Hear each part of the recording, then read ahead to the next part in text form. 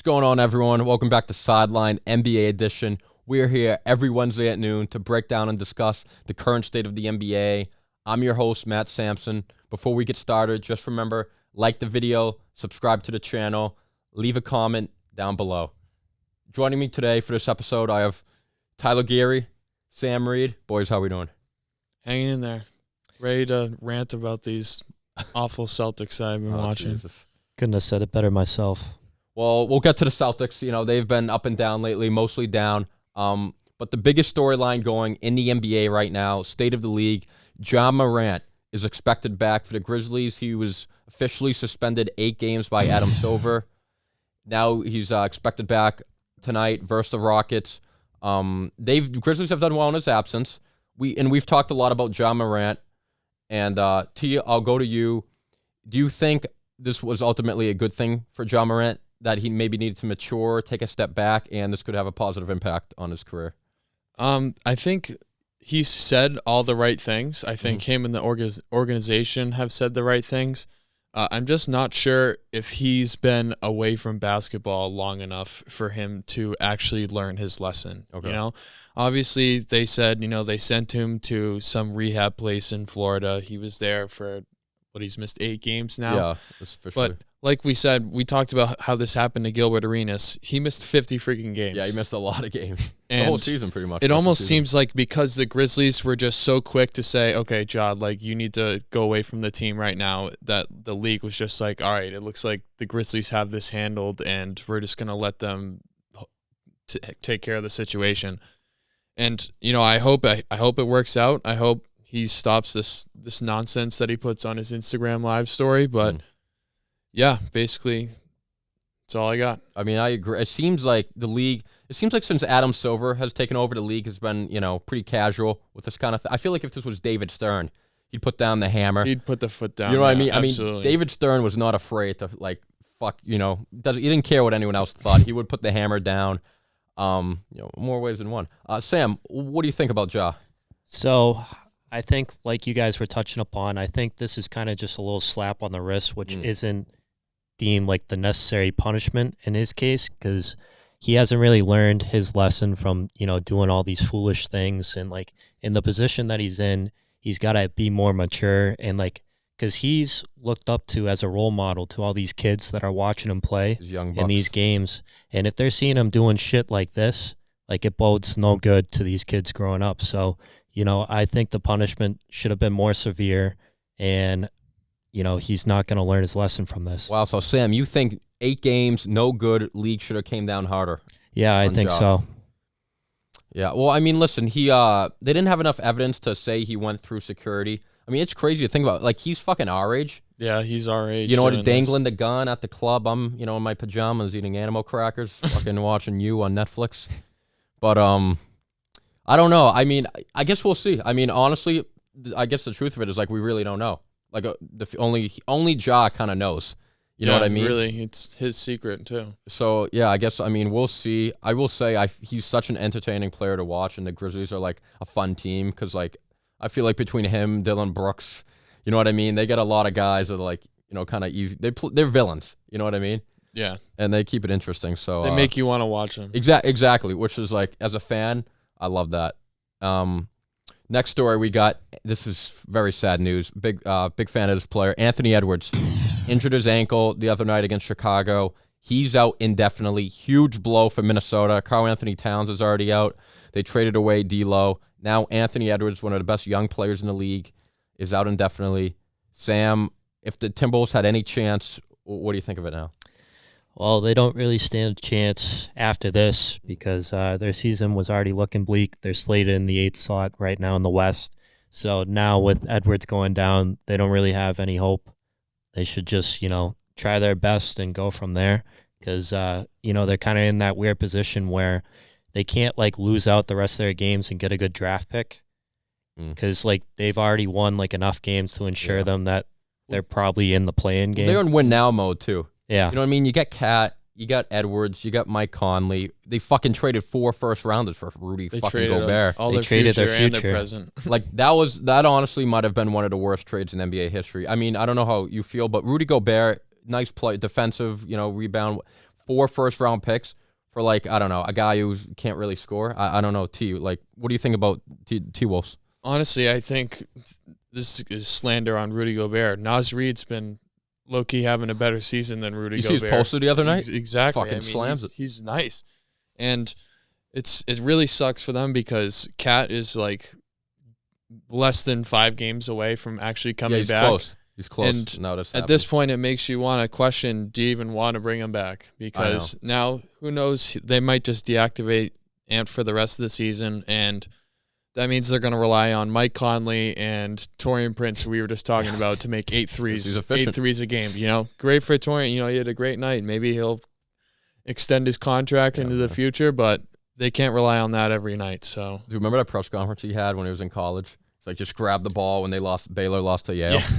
That was funny. Dude, I will say fucking Anthony Edwards might be my favorite, like, young player in the league. He's so exciting to watch, and he just says, like, whatever he wants. Like, he doesn't care. And he's a clown. Yeah, he is a clown. And, like, he talked, and before this, he doesn't rest. You said, like, fuck load management. Like, I feel like that's a, like, easy guy to root for. He's fun. He's poster dunks. Like, I'm really rooting for the team. He's kind of got some jaw in him. He's got a little jaw. I wouldn't say he's, like, a gun violence type of guy, but he's definitely, like, a part of the goof troop, I'd say, the young goof troop. That's a good way to put it. But, dude, I think it's now or never for the Timberwolves because they've had so many high picks. They've been, you know, kind of like, when's it going to happen? When's it going to let's go. Yeah, I think they fucked up with Gobert, but they got to start winning soon. But, yeah, hopefully he comes back soon.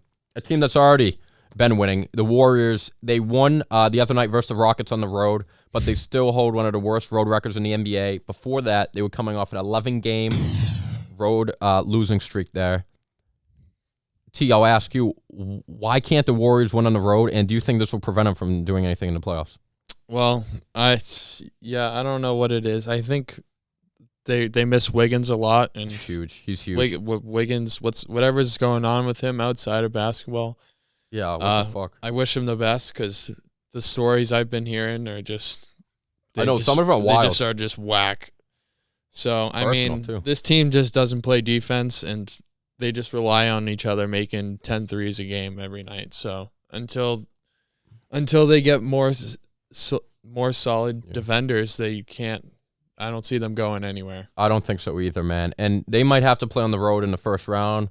They might probably have to play on the road for most of the playoffs. I'd love to see them play Phoenix with a healthy KD. I don't think they got it this year, man. I think last year that's what I think makes the Celtics loss in the finals so bad last year is that was Golden State's like last, that was probably the last real run. But like you said, T, dude, fucking Wiggins is huge. Sam, I know you wanted to talk about Wiggins. I mean, it's fucking crazy, huh?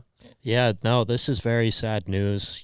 Like T said, we're pulling for him, whatever he's dealing with off the court. Because we've heard rumors, but we don't know for sure. We hear rumors from fucking Rap TV, dude. Yeah. What kind of source are they? Yeah, we haven't had any reliable, really, reports. Yeah, nothing solid has come forth yet. Yeah. But, this team definitely has not looked the same without him. They're 4-6 over their last 10 games. They lost to a very depleted Grizzlies team over the weekend. That was one of their worst losses of the season by far because this team did not have Ja. It did not have Steven Adams. It didn't have Brandon Clark. Like, this is just a Grizzlies team led by Desmond Bane. They're great at home. Grizzlies are great at home. Doesn't matter who's playing. They played very well. But, no, this Warriors team is definitely missing Wiggins because of his effect on both sides of the ball. He's one of the best two-way players in the league. You saw what he did in the finals against Jayson Tatum. Shut him down. Completely changed the dynamic of the finals. And as you can see right now, this team is just nothing without him. Well, dude, the Wiggins, rumors. So, what's one of them? He was cheating on his girlfriend, right? Is that one of them? I thought it was the other way around. I thought his girl was cheating on him. I heard his best friend was cheating on Andrew Wiggins' girlfriend with him. Yeah. Okay, I heard different. Okay, well, that's fucking... So I guess no one really knows. And, Warriors players, too, I know Klay Thompson, outspoken, was we support Wiggins. Yeah. And it's weird, because he should really be back by now. You know what I mean? Yeah, seriously. And I feel like he's, a real, things, get to him. You know what I mean? He's not, he'll take time if he needs it.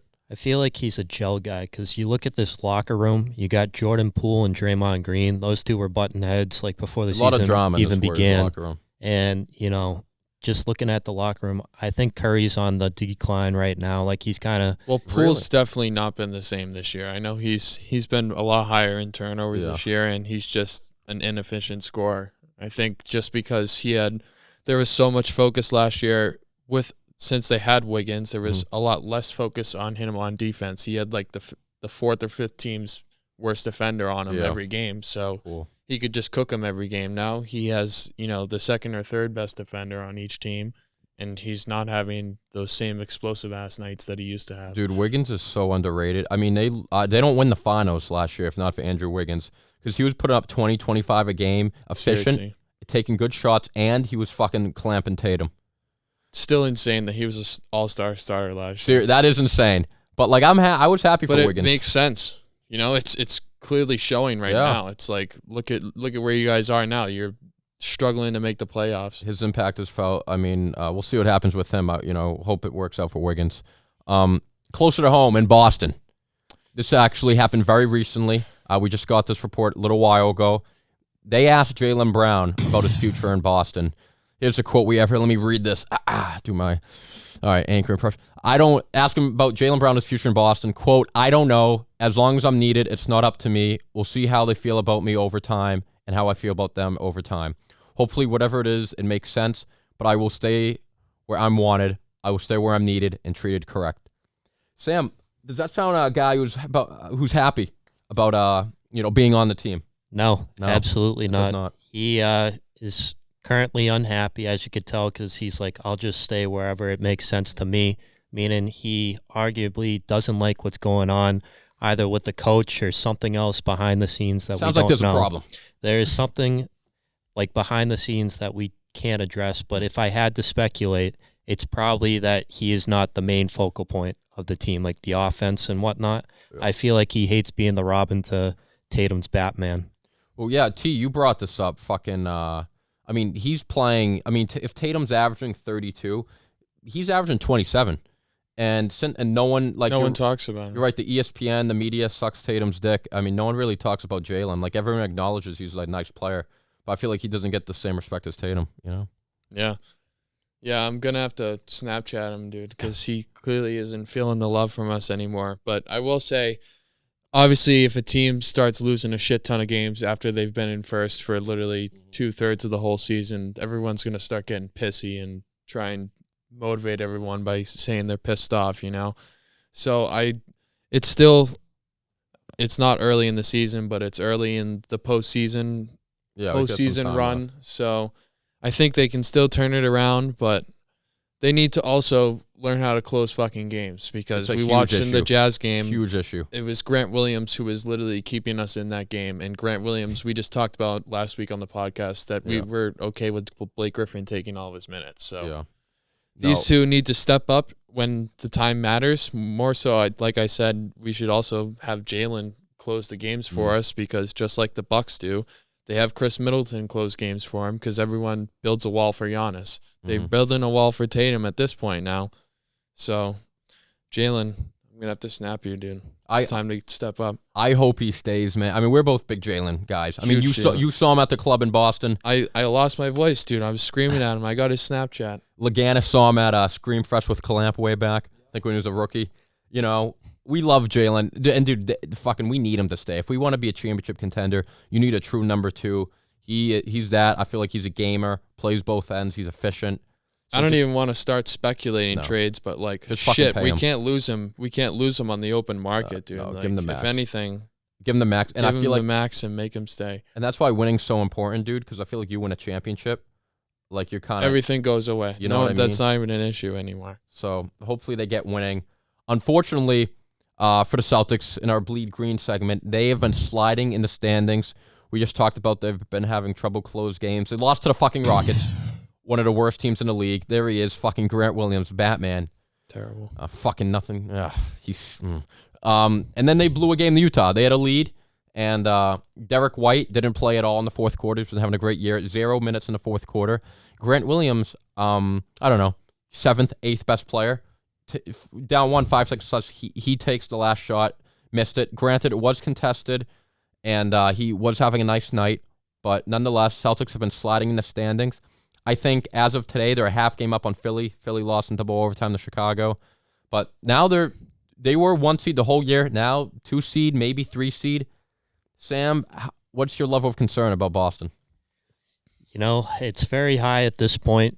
I expected some regression from this team because that's what usually happens when the teams that do well for most of the year, they're obviously going to have a bit of a slide, but it seems like this slide is just continuing to happen. Like, you don't see like a little bit of a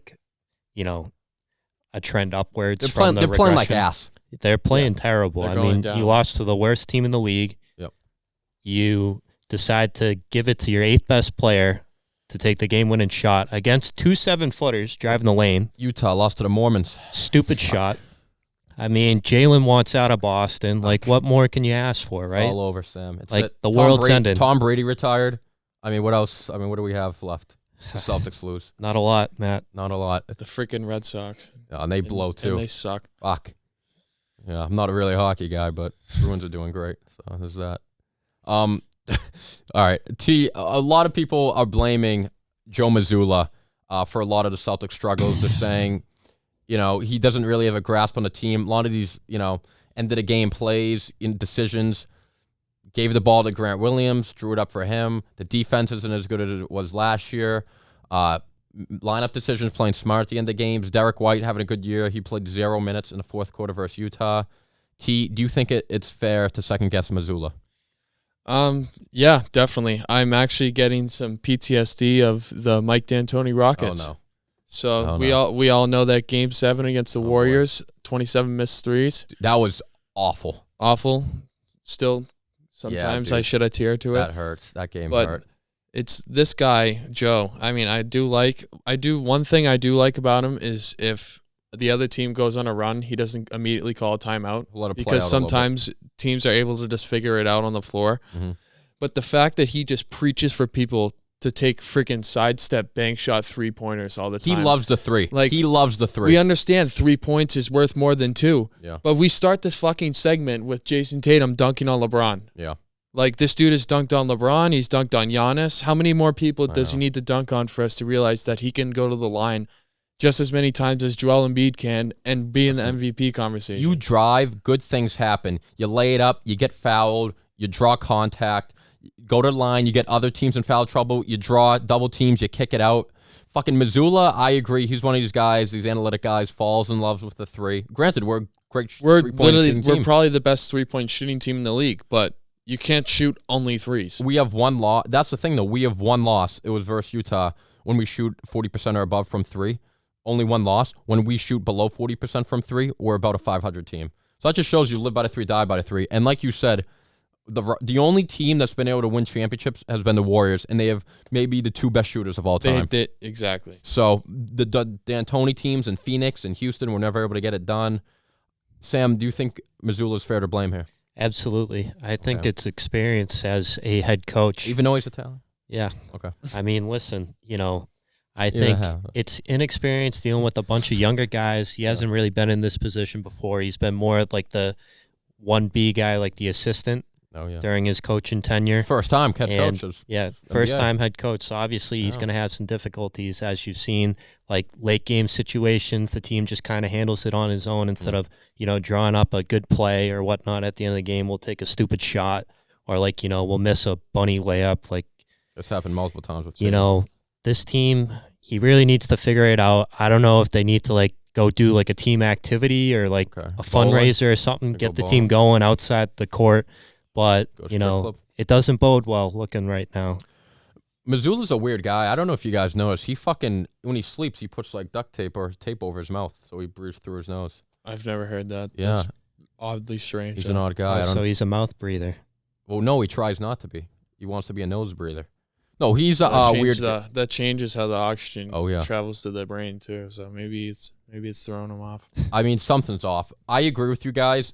He hasn't been good lately, and it's fair to question lineup decisions and these late game. Here's what I'll say though: the talent on the Celtics should be I don't think that should impact if they're going to win a championship. You know what I mean?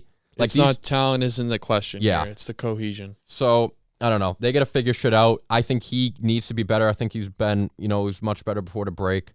But ultimately, I think it's up to Tatum and Brown and Time Lord. Like that's gonna decide. You know what I mean? Like last year at Doak or whatever, it was because Tatum played like ass in the finals, is why they lost. I haven't even heard an update on Time Lord. Like, no idea. Just, like at this No point, idea. the nickname Time Lord is just referring to when the hell is he going to get back on the court. I just hope he's back for the playoff run because they fucking need him to come back. Yeah. Because Horford can't log those minutes. Much like we love Big Al here. Grandfather Al. He's a great guy. All right, league watch. Across the league, hot. Who's hot, Sam? I know Sam's been wondering who's hot. Hot right now in the NBA, the Sacramento Kings. The beam. What they win, they fucking hit the beam. Sabonis, Malik Monk, De'Aaron Fox. They're playing great. They're going to make the playoffs for the first time since 2006, ending the longest playoff drought in the NBA. T, do you think that the Kings could do anything here in the playoffs, go on a run maybe? It really depends on who their round one matchup is going to be, because if they're the second seed and they play the Lakers the 7th seed, I think that's going to 7. I don't know. I want to say the Kings might win it, but I don't know if I can bet against LeBron in that series. That's fair. I think that's the cool thing about the West, man, is literally like no one knows the standings. Like I feel like anyone can beat anyone, even 1 through 8. So wide open, yeah. So wide open. Sam, do you think the Kings can do anything? Yeah, I mean they've been pretty hot recently. 7-3 over their last 10 games. There we go. They're led by De'Aaron Fox and Domantas Sabonis, 2 of their leading scorers, and also we have a little inside information about De'Aaron Fox. We won't, Eskimo brother of a friend of the program. We'll just leave it at that. But also, they got very balanced scoring. They got 6 guys on the team that average double figures on the season, so I'd say they're pretty well balanced throughout their lineup. I think this team's floor is definitely the second round. I could see them at least getting to the second round, and then their ceiling is probably the Western Conference Finals. So you think it doesn't matter who they play round 1? You think they're cashed in the second round? I think they're getting to the second round because they're playing very good basketball as of right now. Their offense is unstoppable. I'll give them that. Can I say, this might be like obviously Celtics, but out West, I'm rooting for the Kings. I like Fox. I like Sabonis. I like their game. And they're just a fun, young team to watch. You're right, dude. The offense, they're fun. They play with a lot of energy, man. And even if they don't, win this year, even if, they lose or whatever, I feel like in next upcoming years, they're going to be a team to fucking watch on the rise, man. Absolutely. And if they get, another star, imagine they get, another guy to play with, Fox and Sabonis. I feel like then they could really be, a contender. So I'll be rooting for them. Team that's cold, going in the opposite directions. Denver Nuggets.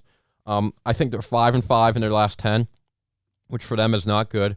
They're still 1 seed by about 4 games over Kings and Grizzlies, but they haven't played well. They've lost a lot of games. Not so great teams. They lost to the Spurs, Raptors, Nets. T, I'll ask you: is this cause for concern in Denver? It's like they're listening to me. Yeah. I've been saying Jokic is terrible on defense, and they're big Sideline fans. It's really, I think it's translating. I mean, you can see in the picture Michael Porter Jr. They don't look and happy. Jamal Murray. They don't look happy, but Michael Porter Jr. is not a good defender. He can score 20 a game, and he's a good shooter, but if you can't play defense, then you're not really going to go anywhere. I know they're the one seed Jokic. still. He's not really much. Any of these guys are really. Yeah, seriously. I mean, they have KCP, who obviously won the ring with the Lakers.